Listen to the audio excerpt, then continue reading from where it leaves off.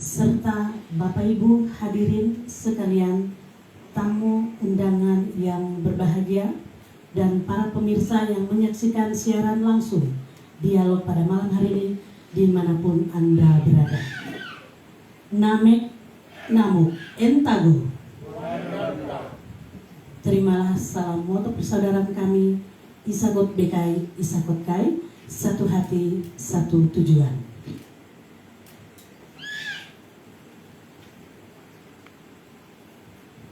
Bapak Ibu hadirin sekalian, acara dialog malam hari ini akan kita awali dengan doa.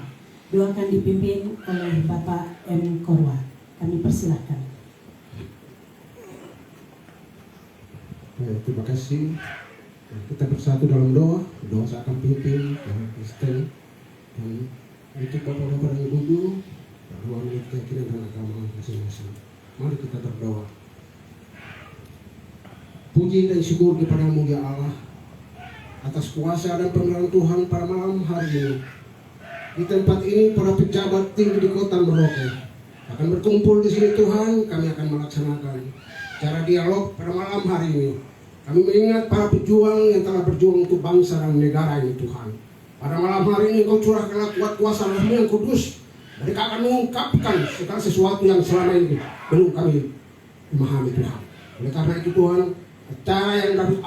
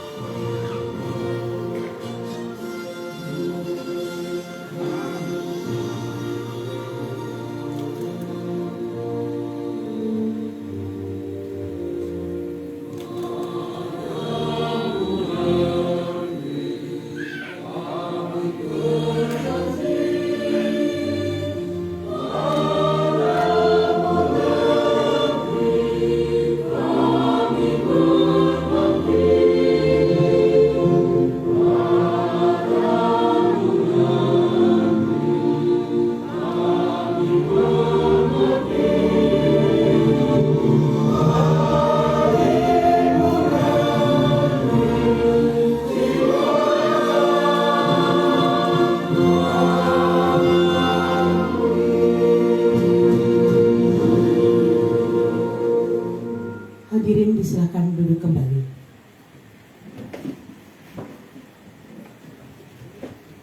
Bapak Ibu hadirin sekalian, dialog pada malam hari ini akan segera kita mulai. Dan sebagai pengantar, saya akan memperkenalkan narasumber pada malam hari ini.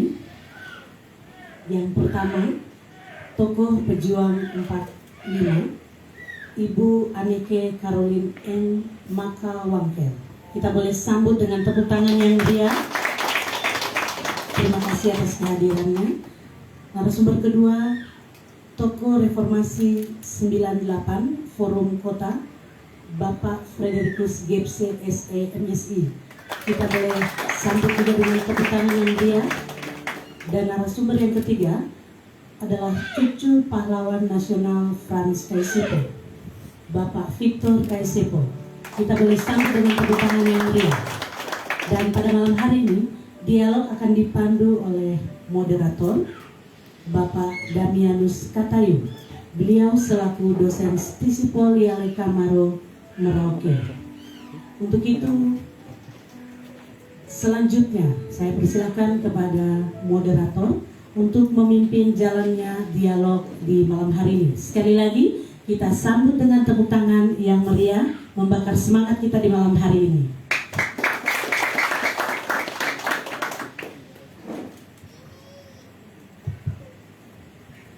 Baik, terima kasih untuk waktu MC. Salam, selamat malam untuk kita semua.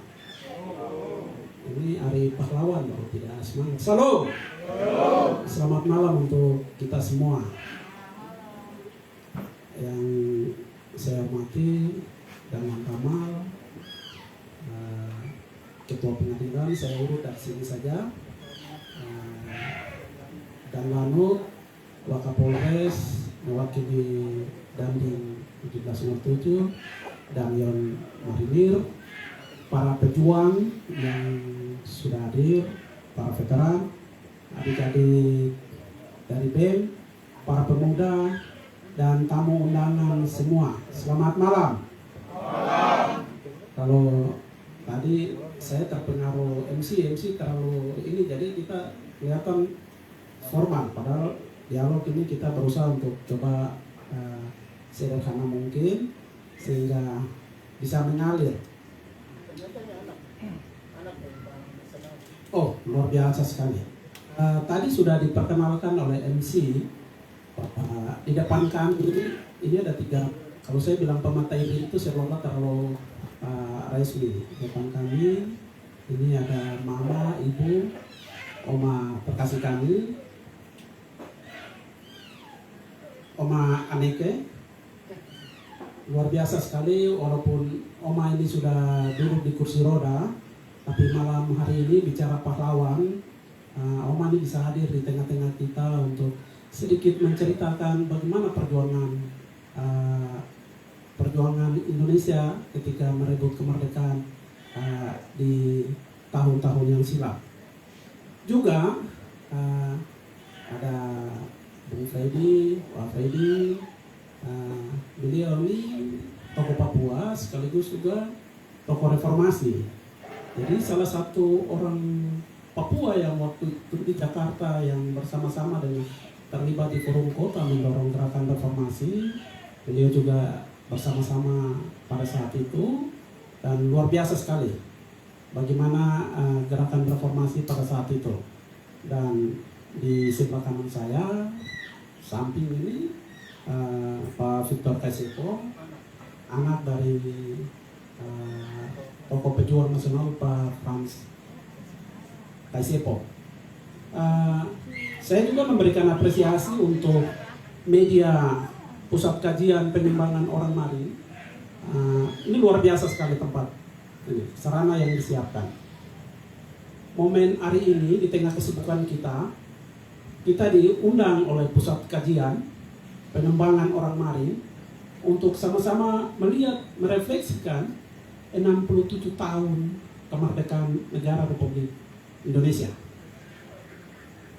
Artinya di tengah kesibukan kita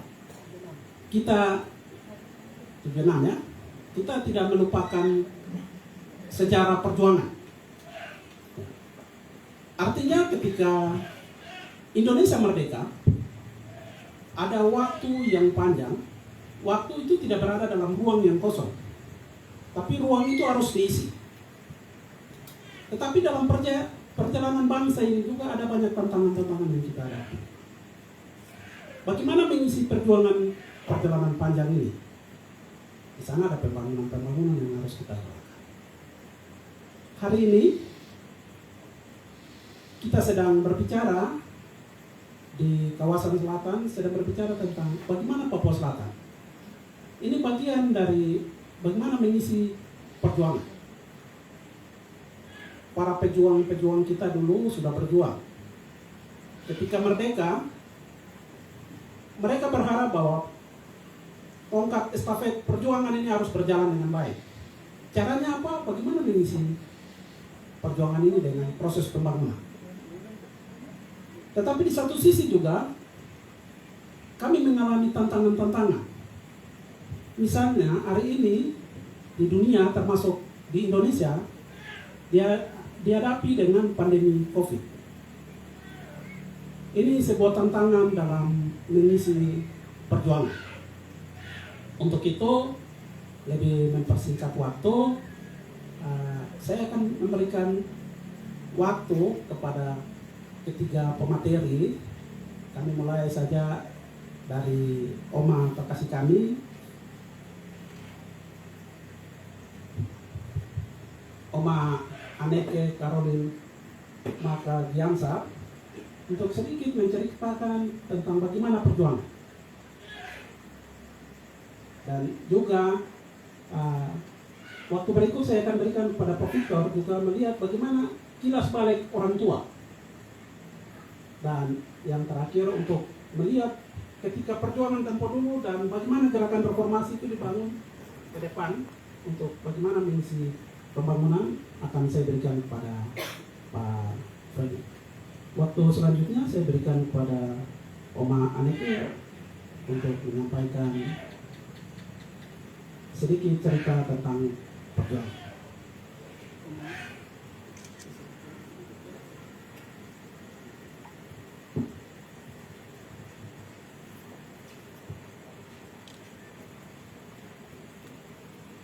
Selamat malam.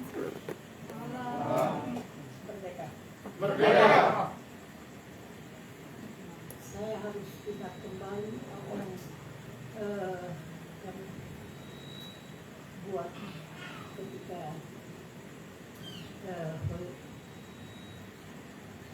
apa ini, setelah diproklamirkan kemerdekaan, langsung pemuda bergerak, langsung saya hadir di pegangsaan Timur, Bung Karno dan Pak Hatta yang proklamirkan, dan kami semua hadir di situ, banyak sekali orang-orang. Tapi waktu itu saya masih anak, masih muda sekali ya.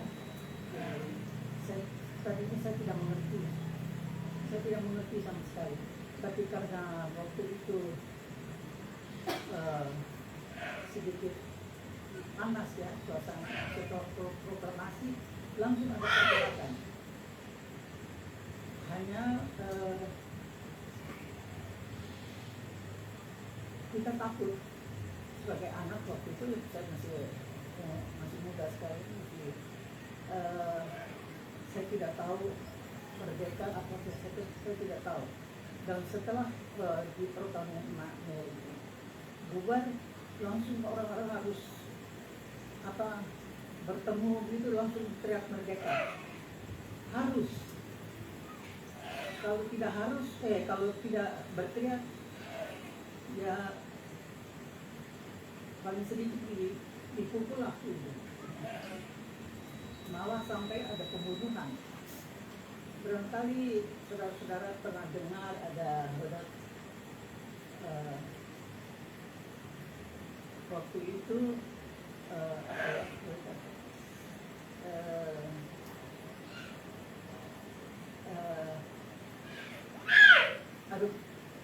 kalau kayak di Kristen ini apa? Kalau di Kristen bilang ini ya orang-orang gereja, tapi ini di orang Jakarta asli ya, itu kayak di sini pendeta tokoh agama.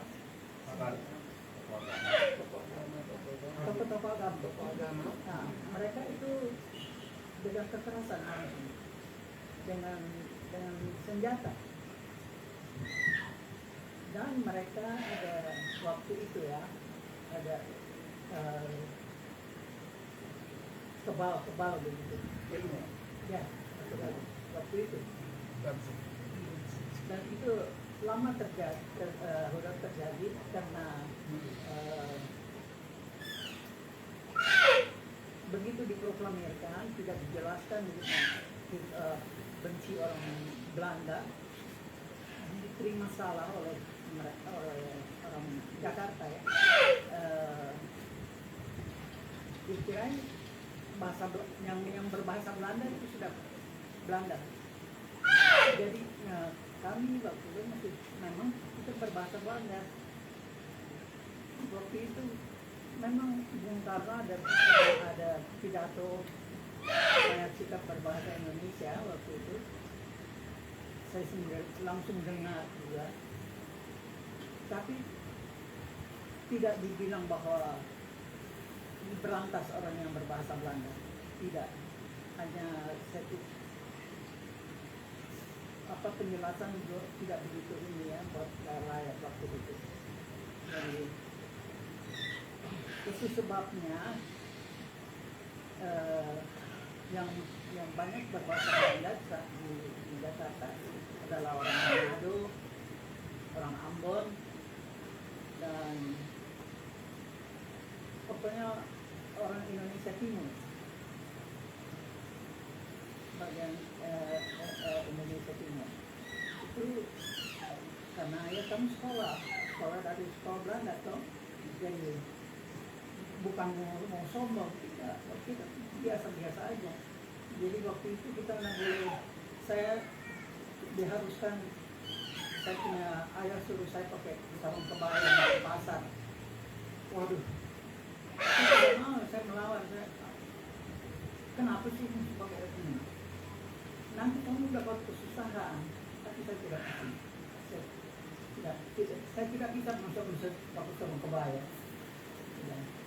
Yang bisa saya mesti anak-anak tuh 15 tahun bisa dalam mulai ya.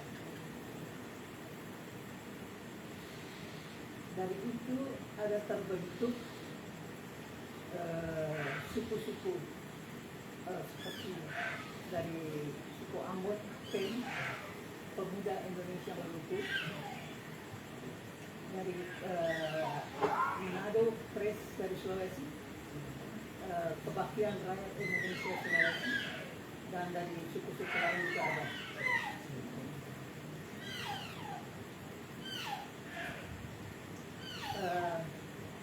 Setelah proklamasi itu, yang saya masih ingat, setelah banyak pertempuran di Jakarta, kami pasukan, saya sudah ikut ya waktu itu. Saya sudah ikut, tapi sebagai di Palang Merah, di bawah Dr. Darwis. Tadi saya kenal Dr. Darwis. Kebetulan saya kenal Dr. Darwis dari dia masih koa di sini. Jadi saya bawa pimpinan dia, kita berkumpul, semua pemuda-pemuda itu kumpul di Kerawang. Kita jalan kaki dari Jakarta sampai naik kereta dari Gang Sentio, pagi-pagi sekali. Semua yang berangkat dari Jakarta naik kereta jam 6 pagi di antara Tanah Tinggi dan Gang Sentiong. Kereta akan jalan pelan, kereta pagi. Jadi semua orang-orang yang mengungsi waktu itu, keluarga-keluarga dan pemuda jalan kaki. Saya tidak tahu ya, yang laki-lakinya. Jadi yang keluarga semua naik kereta. Kami turun semua di Kerawang dan kami berkumpul. Semua pejuang-pejuang dari seluruh Indonesia. Dan saya tidak tahu waktu itu bagaimana, diarahkan bagaimana, saya tidak tahu. Terus kami terpencar. Saya waktu itu ke Kerawang sedikit lama, dan pas di sini ke Subang, yang dari yang lain tempat kembali ke kampungnya. Nah, sering terjadi pertempuran, tapi saya harus bilang terus terang bahwa kami sebetulnya tidak, yang kami hadapi adalah orang Indonesia yang pro Belanda, yang disebut pada waktu itu anjing Nika. Jadi boleh dibilang ya, dan mereka keras sekali, luar biasa. Orang Belanda, yang Belanda asli, bukan saya mau ini, betul-betul ini terjadi. Boleh tanya kalau ada yang bekas pejuang yang dari Jakarta, bisa tanya bahwa orang yang disebut pro Andika ini, mereka luar biasa, kasarnya keras sekali, kejam sekali. Aduh, main gunung saja. Nah waktu itu saya di Palang Merah ya, di Palang Merah, dan teman-teman waktu itu di daerah Menteng ada pertempuran, Nah, palang merah itu yang jadi korban saat ini saudara dari Tapanuli, orang Batak. Dia ada bertugas di sana, dan tidak ada korban, dia pergi tolong. Biasanya menurut peraturan perang, kalau palang merah tidak boleh ditembak toh. Tapi ini di Belanda ini, saya bilang Belanda karena ini lupa ini dari pihak mereka, pihak Belanda toh. Jadi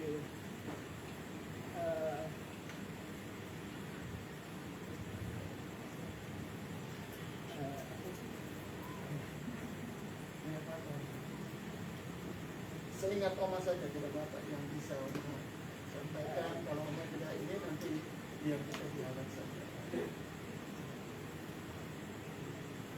nah begitulah. Artinya selalu pertempuran karena itu. Tapi dan orang Indonesia ini kalau bilang berani juga, berani sekali. Waktu di Kerawang kita pergi ke Rengas Dengklok, ke Bekasi, ke apa, bertempur di situ. Dan Belanda pakai ini loh, pakai pesawat kecil. Oh ya. Ya.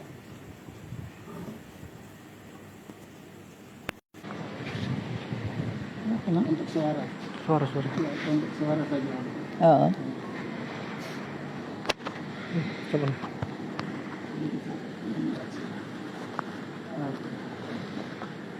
Ya, nanti.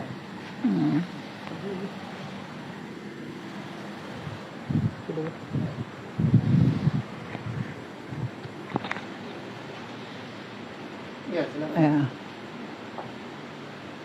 Pertempuran itu terus berlaku, terus sampai ada kalanya kalau mereka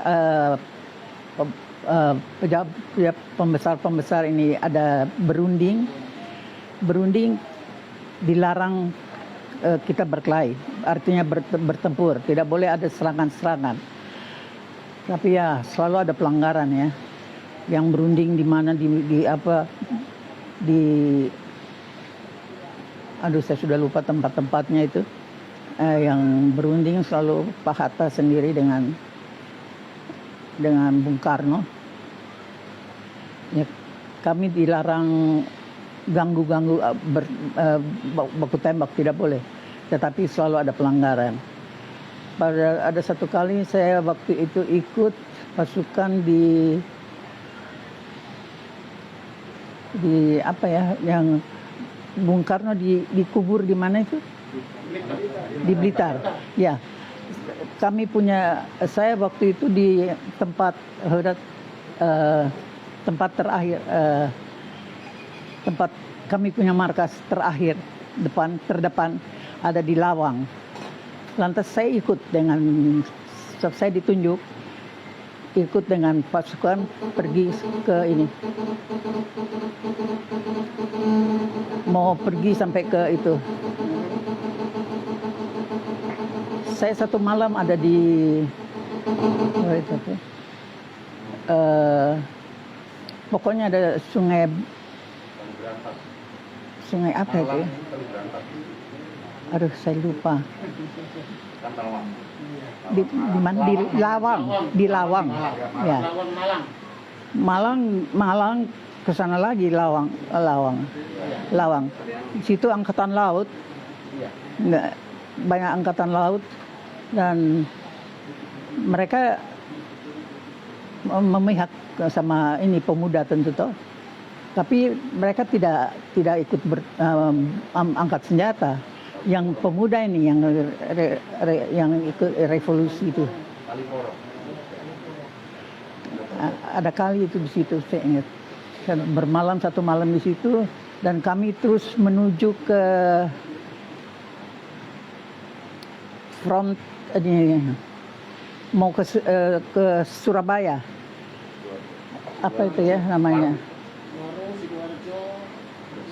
Tapi kami punya garis terdepan ini di sebelum masuk tempat orang berenang senang apa itu?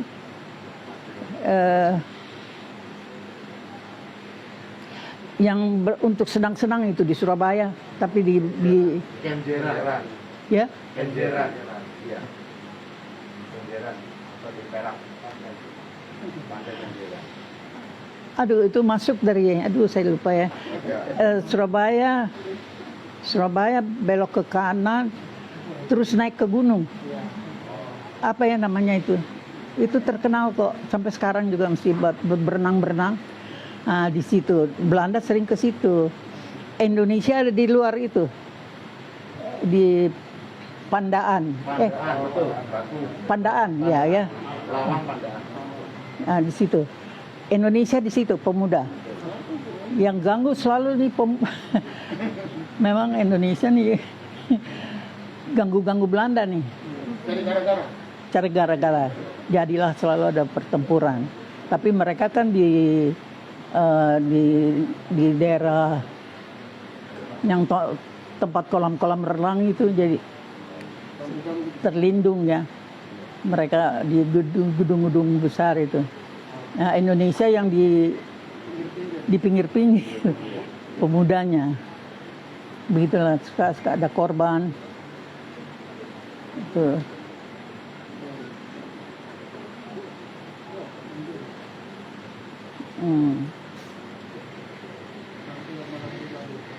Ya. Baik, Mas sambil nanti kita akan diskusi, juga nanti kita akan berikan ruang juga kepada tamu-tamu untuk bisa bertanya, bisa mengambil sedikit informasi tentang perjuangan. Kita lanjut pada materi yang berikut, yaitu Bapak Victor Kasepo. Beliau adalah anak dari almarhum Bapak Frans Kasepo. Bapak Frans ini pejuang nasional. Saya yakin dan percaya pasti ada sedikit penggalan-penggalan cerita yang juga diberikan oleh Bapak pada anak. Waktu selanjutnya saya berikan kesempatan kepada Pak Victor untuk cerita sedikit bagaimana perjuangan almarhum Bapak dulu, seperti apa waktu dan tempat. Terima kasih, shalom, selamat malam. Assalamualaikum warahmatullahi wabarakatuh. Bapak Freddy, Pengamati Koma, Laksana, Penampilan Lanut, Kapolres, Lama Marinir, Satuan Tugas TNI Polri, teman-teman pemundangan lainnya, mahasiswa, tokoh muda, para senior veteran yang turut hadir. Terima kasih buat lembaga kajian pusat kajian orang lain yang telah membuat kegiatan dialog kebangsaan yang bagi saya sungguh luar biasa di malam menjelang Hari Pahlawan ini, mengingatkan kita untuk merefleksikan diri tentang arti dari sebuah perjuangan. Tadi seperti Komnas sampaikan, bagaimana dia sebagai saksi hidup perjuangan dalam melakukan pergerakan kemerdekaan, menjaga kemerdekaan sampai sekarang, begitu anak tetap sehat, dan juga Opa juga ada di situ juga tetap sehat dalam melaksanakan kegiatan sampai hari ini. Baik, saya menyampaikan sedikit mungkin ya. Baik. Nah, mungkin ada yang masih belum kenal saya Victor Kasepo. Saya sehari-hari di kantor pemerintah daerah Kabupaten Merauke di bagian hukum, sama-sama juga Pak Freddy, sama-sama sebelumnya kita di Sipol juga kita sama-sama dulu, Mabria juga sama-sama juga kita sebagai salah satu pengajar juga di situs di Sipol, tapi sekarang saya tidak lagi. Dalam keluarga memang Bapak dengan saya umur beda jauh sekali, karena artinya ada 2 perkawinan di situ. Jadi mungkin dikira tadi bersama cucu, memang seumuran cucu memang. Karena pertama Bapak menikah dengan Ibu Antumina Aram, ada 3 anak di situ, dan saya nomor 4. Setelah Bapak selesai melaksanakan tugas sebagai gubernur, Bapak pindah ke Jakarta, bertugas sebagai anggota DPA di Persidangan Agung. Baru menikah dengan ibu saya kita orang Jawa, dan saya lahir di Jakarta waktu itu pada ibu perkawinan kedua. Dan pada saat itu memang dengan pengalaman yang kami dapat dengan Bapak memang tidak terlalu banyak, karena Bapak meninggal bisa cepat. Saya umur sekitar 3 atau 4 tahun waktu saya mau masuk rekrut atau kayak tahu tuh sekarang itu di dekat Oma juga di Rupo itu di Pegangsaan waktu itu ke situ. Jadi memang jangan sekumit, dan saya lebih banyak tahu tentang perjuangan Bapak atau dari peristiwa itu dari saya punya bapak-bapak adik, bapak tua, kakak-kakak yang banyak bercerita tentang saya. Tapi memang selama hidupnya, sebelum terakhir di DPR memang pas saya masih kecil, ya sebagai seorang bapak dulu saya mungkin karena saya waktu saat itu anak bungsu, anak terakhir, dia biasa pagi menjemput, mengantar sekolah dan sebagainya, tugas-tugas rutin seperti itu, sampai dengan di saya sekolah, saya antarnya sampai pulang juga dijemput dan begitu. Dan memang sebagai seorang untuk perjuangan mungkin Bapak Ibu semua sudah tahu bahwa Bapak lahir di Watu, dia 10 Oktober 1921, dan untuk perjuangannya mungkin sudah kita sama-sama lihat ada di Google maupun di buku-buku bahwa perjuangannya memang mengalir dari dia ke Jayapura setelah selesai gestur school, melakukan pergerakan nasional. Di situ bersama tokoh-tokoh ada Om Gimara maupun dengan Muhammad Mide, bukan mereka sama-sama sejawat dan sering juga berperumahan juga pada saat itu, sehingga mereka melakukan perjuangan bersama-sama untuk kemerdekaan di Irian Jaya waktu itu ke Papua. Dan yang saya ingat memang dalam sejarah juga tahun 1946 Bapak memutuskan nama Irian di situ pada saat konferensi Malino di 1946. Setelah itu dia mulai bergulir perjuangan bersama teman-teman perjuangannya sampai dengan saat ditunjuk Bapak Soekarno untuk menjadi gubernur Irian Jaya. Dan di akhir di 1969 bersama-sama dengan masyarakat Irian waktu itu untuk mensukseskan daerah penentuan pendapat rakyat. Dan Bapak meninggal di Jakarta di kebumikan tahun 80, dan saya memang lahir di era sekitar ke atas akhir, jadi memang sangat tidak terlalu untuk pengalaman secara perjuangan dan aku lebih banyak menggali atau menemukan bersama dengan dari keluarga lainnya.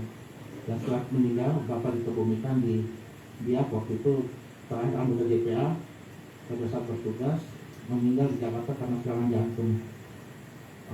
Memang banyak tamu-tamu soal anggota DPA juga. Bapak banyak menerima tamu-tamu, suara-suara orang dari teman-teman saudara-saudara dari Irian Jaya waktu itu ke Papua. Sampai di malam-malam hari biasa Bapak suka menerima tamu, termasuk ya saudara-saudara kita dari grup juga terakhir juga Bapak sempat menerima tamu berapa orang dari situ sebelum menutup usianya 2 hari sebelum menutup usia ini. Jadi setelah dimakamkan di Biak, baru kemudian 10 tahun sekitar 13 tahun kemudian 93 baru dapat dianugerahi pahlawan nasional pada era Presiden Soeharto 1993. Setelah itu mulai bergulir, tahun 2010 juga ada turnamen KRI, terus tahun 2000 berapa ada perangko juga, dan terakhir kemarin puji Tuhan profil Bapak dijadikan sebagai mata uang di tahun edisi 2016, dan kemarin juga dari Bank Indonesia untuk diperpanjang lagi sampai ke 5 tahun ke depan. Mungkin yang itu saja, tapi sebagai generasi selanjutnya, terutama saya lihat ada pandemi COVID di sini, saya dengan beliau Pak Feby sama-sama pada saat pandemi ini kita sama-sama di Roke suatu satgas COVID bersama-sama siang malam Bapak ya. Siang malam kita sama-sama di kantor, di sekretariat, dan puji Tuhan sekarang COVID mulai menurun cepat di Roke. Untuk itu saja yang saya sampaikan. Itu dapat lanjutkan dengan diskusi. Terima kasih. Selamat malam. Shalom.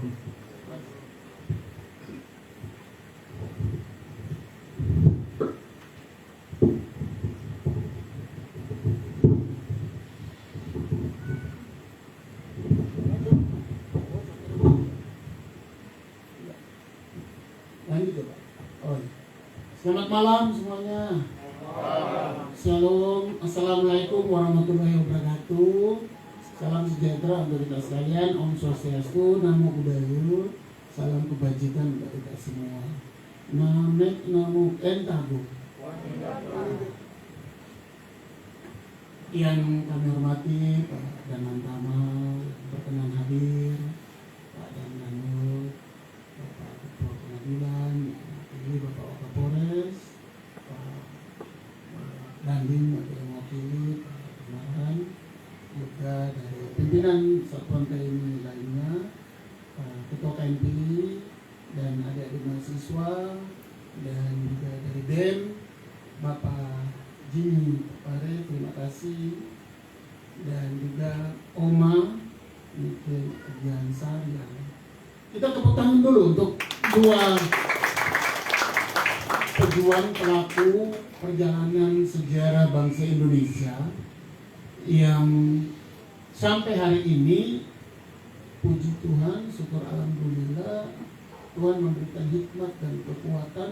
Oma sekarang itu hampir 93 ya Oma ya, 93 tahun, dan menceritakan paling tidak karena dengan keterbatasan usia, ada hal-hal yang masih terekam di dalam memori yang bisa secara langsung bagaimana Indonesia merdeka. Dan kalau kita dengar sekilas tadi bahwa ada beberapa hal ketika Indonesia merdeka, Belanda menggunakan taktik divide and impera untuk mencoba, karena secara suku, agama, budaya, dan secara gestur itu tidak bisa, karena ketahuan Londonya itu kan ketahuan.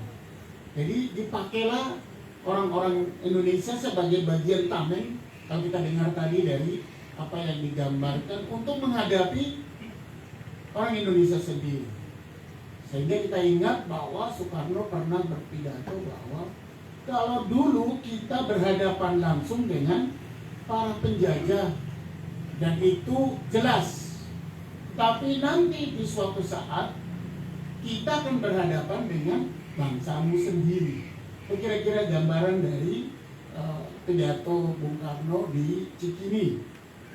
Nah, kami melihat era revolusi yang Indonesia, kalau kita bicara saat itu, mungkin sumber daya manusia, izin jenderal nanti dalam penutupan terakhir ini kan diberikan kesempatan kepada senior jenderal untuk menggambarkan dari sisi gambaran apa sih sebenarnya arti sebuah perjuangan pahlawan dan regenerasi yang kita sampai dengan sekarang. Dengan revolusi kita merebut kemerdekaan, dan perjalanan itu dulu antar daerah saling ribut, tapi kemudian dipersatukan, dan kemudian sampai dengan perjalanan panjang masih juga belum menemukan Indonesia yang betul-betul kuat, sejati, dan berada pada 4 pilar kalau kita lihat.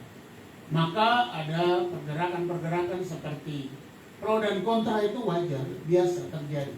Silang pendapat itu pasti, tidak mungkin tidak. Dengan demikian, sampai perjalanan Indonesia dari tahun masuk 45, 66, terus sampai dengan masuk di gelombang reformasi. Siapa ini Pak Freddy Gibson? Dulu terkenalnya dibilang Bung Fred. Saya salah satu disebutkan tadi, terima kasih MC, tokoh reformasi yang kalau kita ingat 28 Oktober 1928 itu sampai di Yong Ambon. Nah, kami dan kawan-kawan kita yang mungkin sudah mendahului kita juga mau mengukir sejarah itu, bahwa orang Papua juga pernah berada dan mengukir sejarah di Indonesia. Jadi namanya Bung Karno bilang itu, kalau pergi atau di mana saja dan kalau sudah jalan, jangan lupa jas merah. Jangan sekali-kali melupakan sejarah. Jadi bukan jas merah itu apa, tapi jangan sekali-kali melupakan sejarah. Nah, ketika Orde Reformasi masuk, apa sih reformasi? Tadi re dan formasi, ada penataan ulang formasi dalam sebuah tatanan, yaitu mungkin pelayanan, birokrasi. Maka kita lihat di mana-mana ada reformasi birokrasi, reformasi TNI, reformasi di segala bidang, segala lini. Nah, kita pada saat itu ya, saya sama-sama dengan Adian Nabitupulu, ya kalau orang dengan Anas Urbaningrum, dengan Wahab, dengan Elin, dengan Mustar, kita banyak sekali, dengan Fadlison. Jadi ketika Orde Reformasi itu persis tidak beda dengan apa yang Oma gambarkan. Ada momen-momen di mana yang kita mahasiswa diperhadapkan dengan kelompok-kelompok yang juga menjadi kelompok-kelompok perlawanan. Jadi kalau kita lihat menganalogikan bahwa antar politik divide impera itu menjadi sebuah ciri di dalam kita. Karena mungkin mencari, karena Indonesia ini yang berbagai suku, agama, ras, ya, dari Aceh, Sabang sampai Merauke, mereka mencari format bagaimana. Karena menurut kami satu-satunya negara yang kuat itu Indonesia itu dipersatukan. Itu banyak negara-negara itu mempertanyakan bagaimana bisa bersatu negara-negara itu dalam sebuah ketentuan negara. Dan nah, di dalam reformasi birokrasi, reformasi itu kita berharap bahwa penataan birokrasi, pemerintah, transparan, maka lahirlah berbagai hal-hal, antara lain misalnya kita dengar sekarang KPK bisa ada, ya, kita lihat ada Menpan ARB lagi, kita lihat lagi ada lembaga-lembaga lain yang diharapkan bahwa kita kan akan menuju ke 4.0. Tetapi dalam semangat ini, apalagi dikatakan di sini Ari Pahlawan ini, pahlawanku, inspirasiku. Nah, para pejuang-pejuang dikatakan oleh Soekarno itu bangsa yang besar adalah bangsa yang menghargai jasa-jasa para pahlawan. Tadi saya berterima kasih kepada Oma karena ada satu hal bilang bahwa jangan nanti mendekati hari-hari besar nasional saja kita kelihatan sibuk sekali, tapi kontinuitas, sustainable itu apa? Kelanjutan dari itu apa? Maka dari kita coba. Nah, kami sebagai tokoh reformasi ini mengharapkan ini adalah spirit dan juga sekaligus edukasi, promosi kepada adik-adik kita, saudara-saudara kita, khususnya apalagi kita di wilayah Papua ini, untuk menjadi kader-kader, menjadi orang-orang yang dipersiapkan di dalam negara kesatuan Republik Indonesia, melanjutkan apa yang sudah diperjuangkan dengan para pahlawan kita. Ada air mata, darah, keringat, jiwa, raga, mereka sumbangkan untuk negeri ini. Nah, hari ini kami hadir di Taman Yamai Atip ini.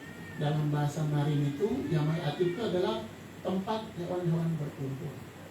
Ini kita mencoba untuk suasana yang lain, berbeda. Jadi tidak ada formalitas, tapi lebih santai. Maka tadi MC lupa, kalau ada yang mau pesan kopi atau teh silakan. Terus tapi ada tanya, bayarnya gimana? Promosinya silakan. Nah, dengan sebagai tokoh reformasi, apalagi kita ingin bahwa Papua sekarang ini di era baru ini luar biasa. Kita beri tepuk tangan dulu untuk pemerintah Republik Indonesia. Kalau kita lihat di belakang itu ada 4 dan masih banyak lagi nama-nama pahlawan nasional yang berlatar belakang, dan ada orang Papua. Ada di sini Bapak Silas Papai, Frans Kasepo, kemudian ada Pak Martin Ide dan Bapak Dimara. Artinya bahwa ada tulisan yang kami buat yang nanti kita bagikan juga di situ. Karena kita bicara Papua era baru menuju tadi dibilang untuk Papua Selatan. Betul. Kalau kami, karena ini bagian dari sebuah tuntutan reformasi, kami berharap bahwa konteks ini pahlawanku, inspirasiku ini menjadi bagian yang juga menjelma turun kalau nanti suatu saat mugi-mugi Gusti Allah itu nah itu kalau di lokasi ini misalnya kami mengharapkan ada dan Lantamal, ada unsur pimpinan TNI menjadi sebuah masukan. Harapan kami itu begini, kalau bisa Papua kan dibagi sesuai dengan 5 wilayah adat, tetapi Papua juga bisa dibagi, Papua menuju Indonesia menjadi ideologi yang menjadi falsafah Pancasila, menjadi 5 sila yang ada, menjadi 5 juga wilayah, tetapi menjelma menjadi Pancasila. Kenapa? Di situ menggambarkan sebuah semangat bahwa Papua telah mengkonfigurasikan sebuah wahana Indonesia yang mengalir dan membuat kita menjadi sebuah bangsa yang lebih besar. Itu pikiran. Kenapa? Karena sebagai tokoh reformasi kita harapkan, tetapi nanti MC silakan aja perdebatan ya, ada yang pro dan kontra, itu wajar dan harus diterima. Tetapi kita bilang begini, PTS sudah mau dekat, semua mau naik perahu. Sekarang mau dayung kemana? Ke kiri-kirian, ke kanan-kanan, tujuannya nggak nyampe-nyampe. Itulah masalahnya. Jadi bagaimana? Ini kan terjemahan dari Oma, ya, Pak Giansan dan Bapak Ari mereka. Nanti kalau kita mau mendengarkan cerita perjuangan mereka, saya yakin di antara kita sendiri juga begitu tanya itu di A, B, C semua duduk pikir mana itu, mana? Karena tempo yang lalu. Tetapi inspirasi dan spirit atau semangat itulah yang akan menjelma. Dulu penjajah di depan mata. Sekarang kita melawan sebuah pandemi yang juga tidak di depan mata, yaitu COVID ini. Negara Indonesia dan negara-negara di dunia menghadapi sebuah problem yang cukup. Mungkin nanti dari sisi pertahanan. Kenapa? Karena kita di wilayah selatan ini punya 3 keunggulan utama. Yang pertama adalah berada di wilayah perbatasan negara. Yang kedua, dia memiliki potensi kawasan strategis nasional. Dan yang ketiga adalah dia harus berperan aktif sebagaimana di dalam Undang-Undang Dasar 45 berpolitik dengan negara-negara tetangga. Maka salah satu konsepnya kita pernah tawarkan bagaimana nanti negara tebarkan karpet merah putih di semenanjung Pasifik. Karpet merah putih itu, karpet kita adalah kawasan agro, ekonomi, pertanian terpadu. Artinya bahwa semangat itu harus kita mulai dari sekarang. Kemudian kalau nanti sebagai tokoh reformasi, kita juga lihat banyak yang orang bicara karena ini sudah masuk sampai ke pembangunan di Papua. Luar biasa pemerintah telah memberikan perhatian kepada kita. Presiden Republik Indonesia dari era presiden ke presiden sampai dengan presiden yang sekarang Joko Widodo memberikan perhatian yang luar biasa. Bahkan sampai pelaksanaan PON kurang lebih anggaran yang dikucurkan 10,4 triliun lebih. Kita tepuk tangan lagi. Itu berarti negara benar-benar hadir. Negara benar-benar berada untuk melihat bahwa Indonesia ini seperti sinar mentari yang memancarkan sinar kasih dari gerbang hati kudus Yesus dari Merauke sampai Serami Mekah Aceh, saudara-saudara kita. Nah, salah satu tulisannya juga dikatakan begini. Negara Indonesia ini dan sang saka merah putih, bendera merah putih itu berdiri kokoh di tengah Pulau Jawa. Berkibar ada angin, guntur, badai, gemuruh, bintang di langit dan berbagai hal yang datang menerpa. Dia tak akan goyang, itu merah putih berdiri kokoh di sana. Mengapa dia berdiri kokoh? Ada 2 tali persaudaraan yang mengikat sang merah putih itu berdiri kokoh. Satu tali persaudaraannya ada di Aceh dan satu tali persaudaraannya ada di Merauke, Papua.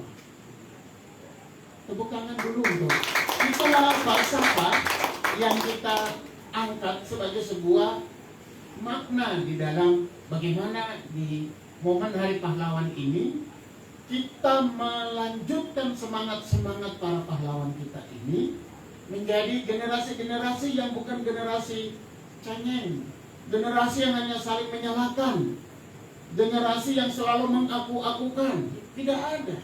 Yang ada adalah menyatukan peradaban, menyatukan pemikiran, ide gagasan, bagaimana mengangkat harkat martabat Indonesia yang betul-betul menjadi negara yang kuat, ya, beradab di dalam 4 pilar kebangsaan. Itu yang sebagai semangat tokoh reformasi kami harapkan. Nah, pusat kajian pengembangan orang marin ini adalah bagian penting bahwa Bapak Ibu lihat yang hadir di hadapan Bapak Ibu ini, ornamen-ornamen yang diatur ini adalah dari tangan-tangan anak-anak sederhana, anak-anak marin, anak-anak Papua, anak-anak kelahiran yang nanti mereka jiwa dan raganya itu akan juga dikumpulkan di negeri ini. Artinya bahwa kalau dalam bahasa itu sekarang orang bilang I'm not the black postman. I'm not the black postman. Saya bukan orang hitam yang tukang antar surat.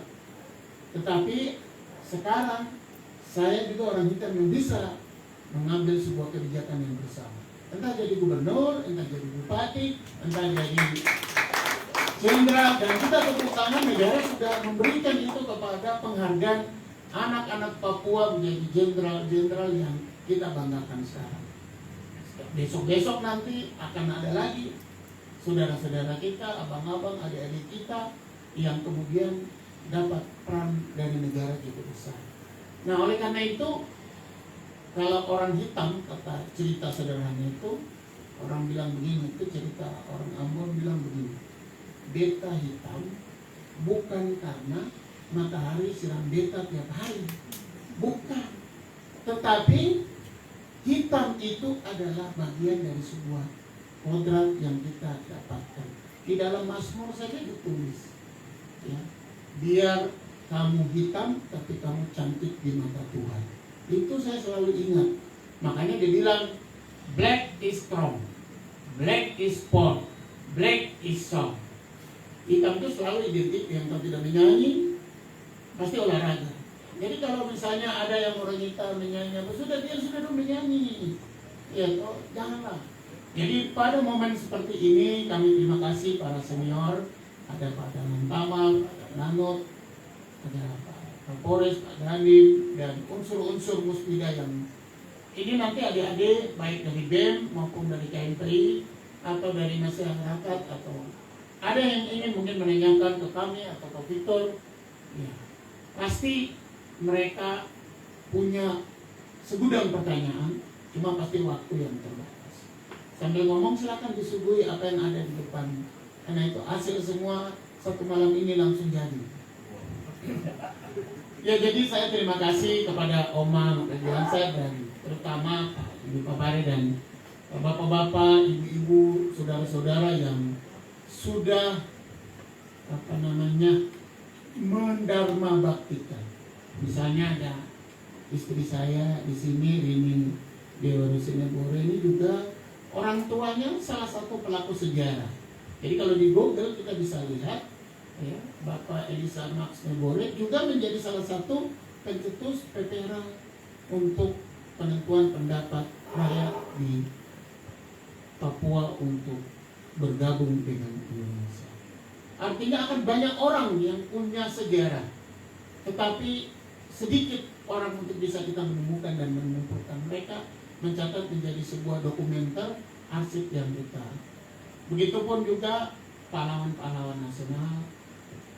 Hari ini kami terima kasih mungkin pandangan-pandangan dari bapak-bapak yang berlatar belakang TNI melihat Kabupaten Merauke ini yang berada di batas kapal batas Negara Kesatuan Republik Indonesia menjadi sebuah daerah yang kalau kita bilang Aceh itu Serambi Mekah, kita ini adalah Mukadimah. Kenapa? Karena kita juga sudah berbatasan dengan negara-negara tetangga yang menjadi ciri negara besar Indonesia. Kami sebagai tokoh reformasi menyampaikan terima kasih dan penghargaan bahwa perjuangan kami itu adalah bagaimana supaya melanjutkan kepada adik-adik kita, saudara-saudara kita yang nanti mereka akan mengisi, membangun baik itu Negara Kesatuan Republik Indonesia, tanah Papua, terlebih di selatan Papua. Ada MAPI, ASMAT, Bovendigul, dan Merauke. Apa yang mau kita buat? Tapi jangan kita bilang mau bikin apa, tidak, tapi apa yang harus kita buat? Kita duduk bersama bicara. Ini sebagai semangat, inspirasi dari pahlawan untuk mengangkat harkat martabat di Negara Kesatuan Republik Indonesia, tanah Papua, khususnya di selatan Papua. Mungkin itu yang bisa kami sampaikan. Sekali lagi kami sampaikan terima kasih. Mohon maaf kalau ada salah-salah kata kata orang Betawi, mohon dimaafin. Dan juga kami kembalikan ke MC. Demikian, terima kasih. Terima kasih. Kita bersama Prof. Ya, tadi ada irisan-irisan sejarah yang disampaikan oleh Oma kami. Oma ini langsung terlibat secara langsung dalam proses bagaimana kemerdekaan pada saat itu. Tetapi juga dalam perjalanan ada cerita-cerita walaupun itu pupus, tapi Pak Victor coba mulai menjahit untuk melihat ketika Bapak Frans Kasepo pada masa perjuangan itu, ketika itu mulai mendorong dari Papua. Irisan-irisan itu juga disampaikan oleh Pak Victor.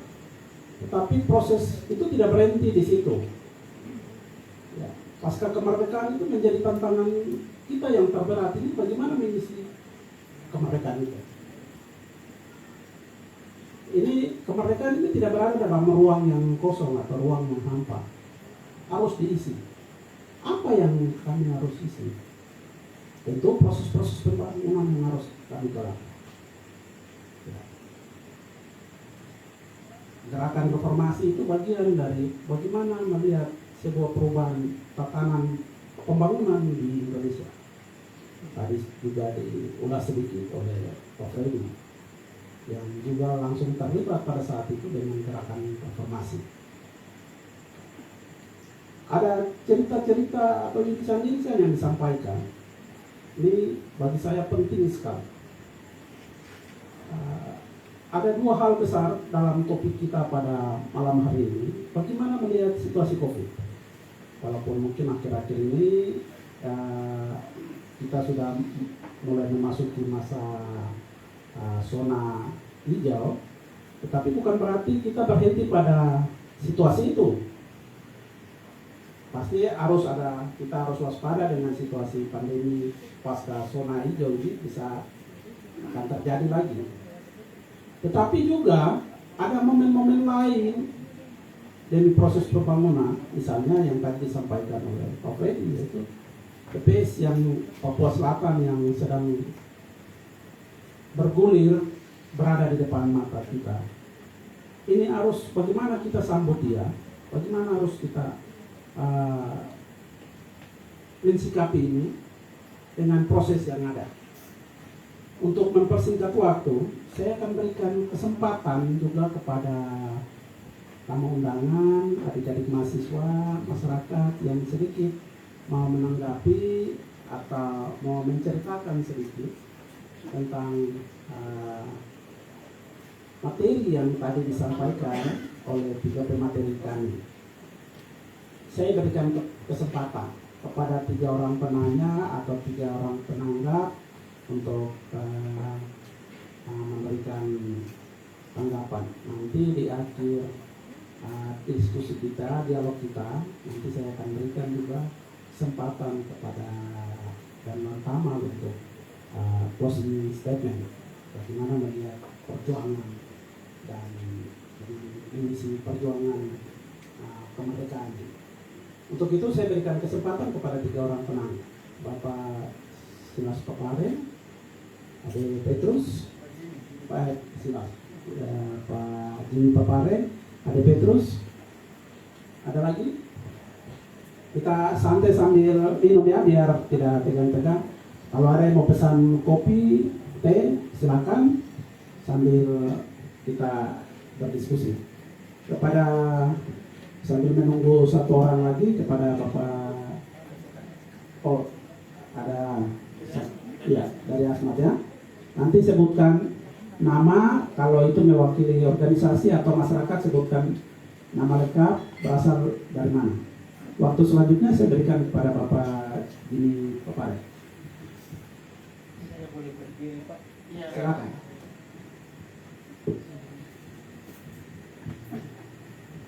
Selamat malam Bapak Gangguan Kamal, Bapak Gandhi, Diwakili, Bapak Kapolres, Bapak Danglano, dan Bapak-Bapak TNI yang saya sangat hormati.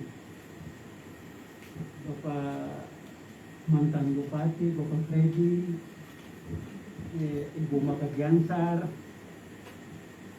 Bapak-Bapak semua, dan para pemuda yang saya sangat cintai. Jabatan saya di Legun Veteran adalah Ketua Legun Veteran Republik Indonesia Kabupaten Merauke. Saya menyambung pembicaraan dari Ibu Maka Giansar dengan Bapak Kesepo. Ya, saya Silas Papari, tapi Bapak mereka ada adik kakak ada berapa, jadi Bapak Silas ini yang ketiga, nomor 3, tapi Bapak yang nomor 4. Bapak yang nomor 4, Bapak Silas ini nomor 3. Bapak Silas ini dia di Jawa tahun 48. Dia berangkat dari Serui lewat Singapura. Dari Singapura baru dia masuk Jawa dengan keluarganya semua. Waktu itu masyarakat Serui kumpul uang buat Bapak Silas harus ke Jakarta. Jadi mereka kumpul uang untuk Bapak Silas pakai sampai di Singapura. Dari Singapura baru beliau masuk Jakarta tahun 48. Beliau tinggal di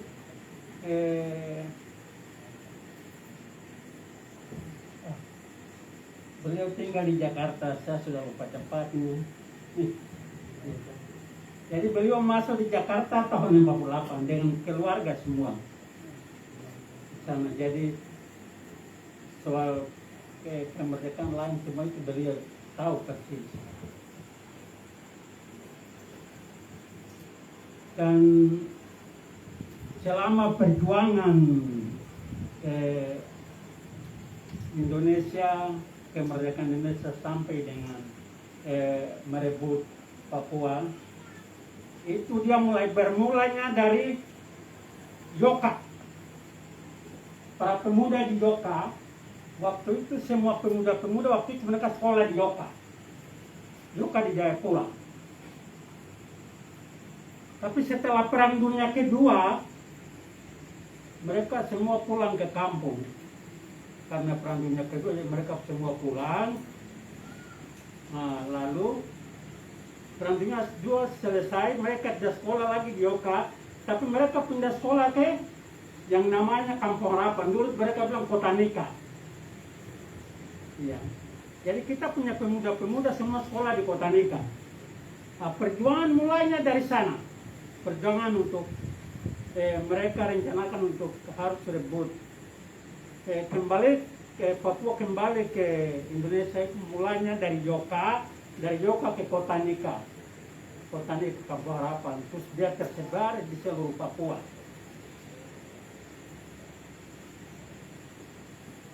Nah. Lalu dari Yoka dia mulai menghambat. Setelah datangnya Dr. Latulangi dibuang ke Serui, dengan Dr. Lemena dibuang ke Serui. Nah, disitulah politiknya mulai berkembang. Dr. Lemena mulai suntik anak-anak pemuda-pemuda di Papua, terutama di Serui, dan Bapak Silas juga masuk dalam rombongan itu. Bapak Silas waktu itu dia sebagai pegawai kesehatan, pegawai rumah sakit di Serui, dan disitulah Bapak Silas mulai masuk di dalam politik dan perebutan masukkan Papua di dalam NKRI. Dan Bapak Silas mulai suntik semua anak muda-muda, pemuda-pemuda yang ada di Serui, yang ada di Biak. Setelah Perang Dunia Kedua, waktu itu Bapak Kaisepo waktu itu bestir di Lansiki. Bapak Kaisepo waktu itu beliau bestir di Lansiki. Jadi Jepang begitu masuk, mereka tangkap Bapak Kaisepo. Ini Bapak Silas sendiri cerita. Waktu itu Bapak Silas kebetulan dia juga masuk di dia termasuk tentara Amerika dengan pangkat sersan. Pangkat sersan. Jadi waktu Bapak Kaisepo ditangkap sama Jepang di Lansiki, terus Bapak Silas bicara dengan komandan dari Amerika untuk mereka harus lepas Bapak Kaisepo dari Lansiki. Lalu Bapak Silas bawa pasukan anak-anak Papua untuk serang Jepang-Jepang yang ada di Lansiki untuk bebaskan Bapak Kaisepo pada saat waktu Perang Dunia Kedua. Jadi dia itu waktu itu pertahanannya sangat kuat sekali. Jepang tidak bisa berani masuk ke sana. Dan waktu itu Jepang juga di Jayapura.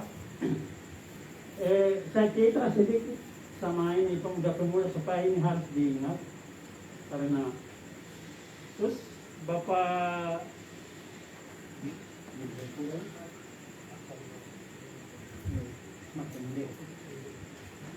Martin Day waktu itu beliau militer juga, beliau waktu itu di Australia. Bapak Martin Day. Beliau itu penerjun. Jadi sebelum Amerika mendarat di Hamadi, mereka kirim beliau dulu terjun di Sentani.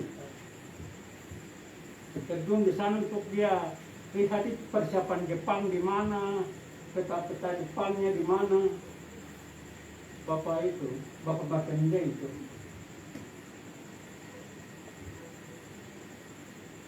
Setelah itu Bapak Martin Day keluar, pasukan Amerika masuk di Hamadi. Jadi Bapak Martin Day itu ya, beliau waktu itu bekas tentara. Jadi waktu itu beliau diterjunkan di Sentani dengan payung. Bapak Martin Day itu.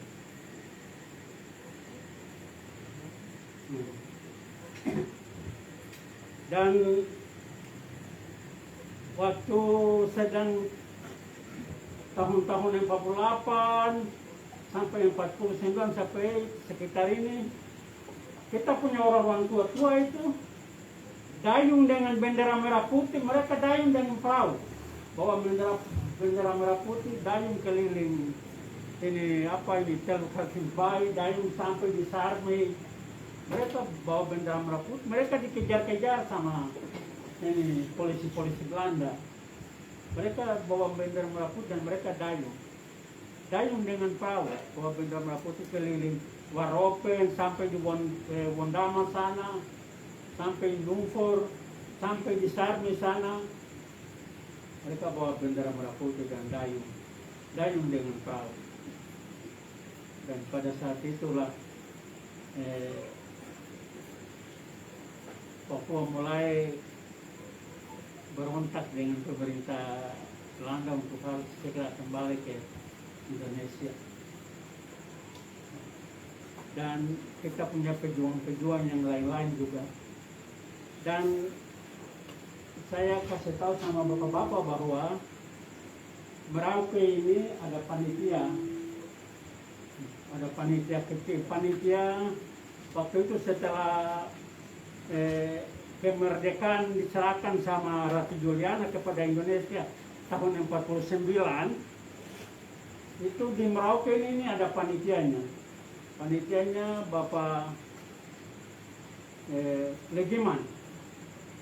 Panitianya Bapak Legiman, Bapak Umar, Bapak itu tanggal 27 Desember tahun 1949 itu bendera merah putih pertama kali kibar di Kabupaten Merauke. Di itu Palang Merah. Di situ Palang Merah. Itu bendera merah putih pertama sekali kibar di Palang Merah. Di kantor Palang Merah itu bendera merah putih pertama kibar di situ. Jadi kepada adik-adik supaya ingat bahwa ini Merauke punya sejarah.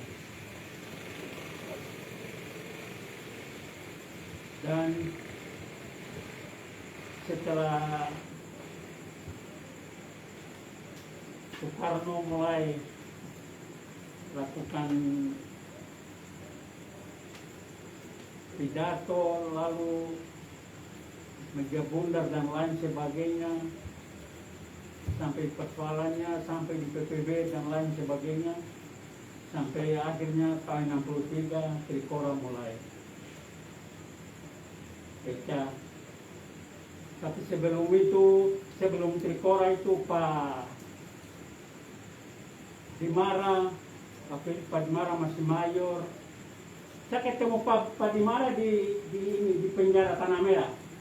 Saya bawa itu rokok sek itu, saya bawa ke sana kasih beliau dengan Kapten Antari Baba.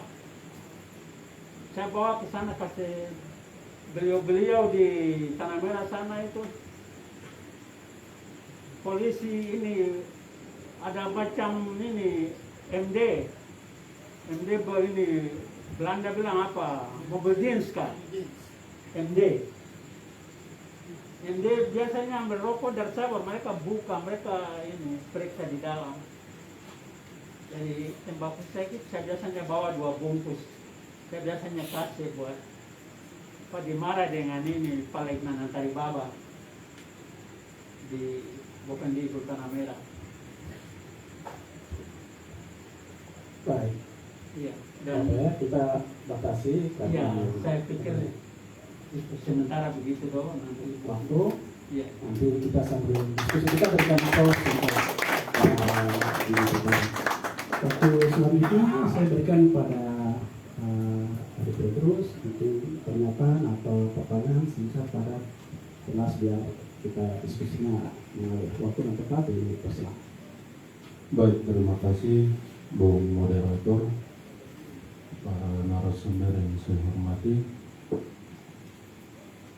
Bapak-bapak, abang-abang TNI Polri yang hadir pada saat ini. Saya hanya mau menanggapi mengisi perjuangan kemerdekaan. Setelah dari mencermati cerita perjuangan kemerdekaan Republik Indonesia, sumbangsi dari Papua, memang kalau kita lihat sejarah panjang, ya amat sangat panjang, 350 tahun kurang lebih. Tetapi kita orang asli Papua waktu itu bergabung di era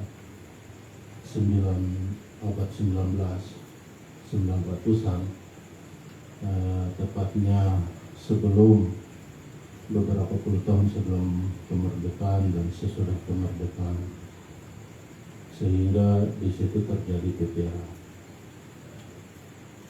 Setelah itu kita mengalami yang namanya reformasi. Dalam waktu yang tidak begitu lama, kita di Papua juga mengalami yang hampir serupa dengan reformasi, yaitu Otsus, adanya pemberlakuan khusus dari Negara Kesatuan Republik Indonesia.